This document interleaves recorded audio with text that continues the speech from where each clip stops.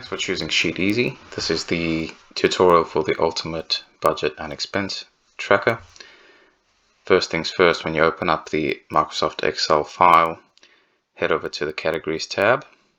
You will see 8 different categories there that you can use to allocate your costs against. I recommend you do not change the savings or the debt categories. Those are used in the dashboard. You'll see once you start fiddling with the template, there are certain cells that are locked. You'll only be able to click on and change cells that are editable. So you can see, like if you click over here, there's nothing that happens. You can delete this block. Just select it and delete it. That's not an issue. So go ahead and choose your first 8 categories. Then head over to the savings and debt tab. This is used to put in your starting position with what you have in your savings account or whatever debt you have. This is editable. You could have 5 savings accounts. Most people would have 1 or 2. You can edit these blocks if you can select them. Same thing with the amounts. This is the amount that you start with. So when you start using this tracker, if you have, for example, $1,500, put that in there, and that'll be used as a starting position when you update each tab through the year. Same thing for your debt. You could put in various different names or credit cards, whatever you choose, and the starting balance that is on that card. These colored blocks at the bottom you cannot edit, they are formulas. Same for current balance, you cannot change that. An important thing to note is to put in your goals here. How much savings would you like to have at the end of this year, and how much debt would you have liked to pay off this year. So this could be more than the debt you have if you know that you're going to get more debt in the future. What you can do then is bear in mind your monthly tabs will be what you're paying. So any withdrawals from your savings or additional debt gained would need to be added into these 2 tables here. So you'll see, for example, if you bought a PlayStation 5 and you added it in this tab, it would come out of your savings. If, for example, you didn't have savings and you decided to put it on a credit card, you could put the details in, the date and the name and the amount. And then when you click on this cell here, you'll see a drop-down menu. Those 5 selections are based on the 5 forms of debt you inserted at the top. So you could, for example, you allocate who it goes to, and then it'll update the amount accordingly over here. So your current balance, and that adds, for example, you can see here the Go MasterCard started at 0, it's now at 2,000. That's because of this transaction that was added. You can add all of these through the year, all the way down to the bottom. Everything will update automatically. One thing to remember is the names that you choose here, you will need to match when you're doing your budget. So let's jump into the budget tab. You'll see there's 2 sides. The budget's on the left and the actuals are on the right. So there's 5 columns. Some months have 5 weeks, so you can insert your pay cycle specific to your situation. It can be weekly or fortnightly. In this case, I get paid fortnightly, so I've done it twice. This is just an example, so there's just random numbers that have been used to balance. Once you put in you can edit all of this information and this information over here. What you cannot change is the column on the right here that has your totals and the column down the bottom that has your totals. You will insert different items. You can go all the way down. There's a fair bit that you can include, and next to each one allocate a category from the tab at the front that you filled in. So whatever you've got allocated in that categories tab will be an option here. What that does is it can give you a breakdown of what your planned expenses are for that category for the month. Now, if you only get paid once, you can just ignore the 4 of the columns. If you want to split it into weekly costs, that's up to you. So you can see in this case, generally most people's biggest expense is their rent or their mortgage. When you update these values, it will update accordingly in this tab here.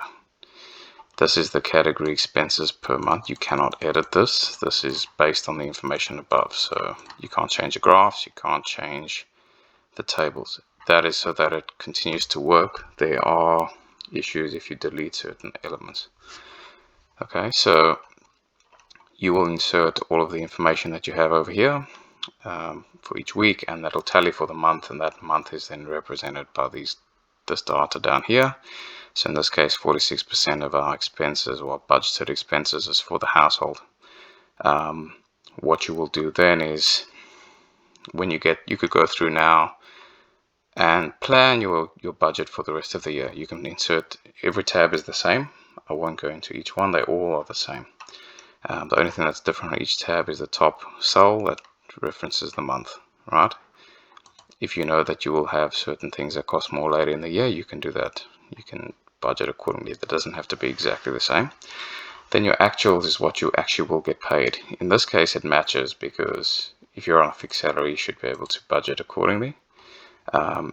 You will see that there's some things that are slightly different. For example, the savings. You budgeted $200 and we only put $140 in. So what you want to make sure is your money remaining at the end of that column is zero. If, for example, you got through all of your bills and you see there's $140 left, that's automatically what you would put into your savings account or pay off some other debt or whatever your choice is. That will then reflect here in this graph at the bottom. So this is to compare how your budget compares against your actuals. Another thing further down in the tab is a comparisons graph. So this will show you how your income is, your budgeted and your actual income is compared, as well as your expenses by category. So these are the categories that you selected in the start. You can see how it shows you estimated that you would spend $700 on groceries, but you actually spent $800.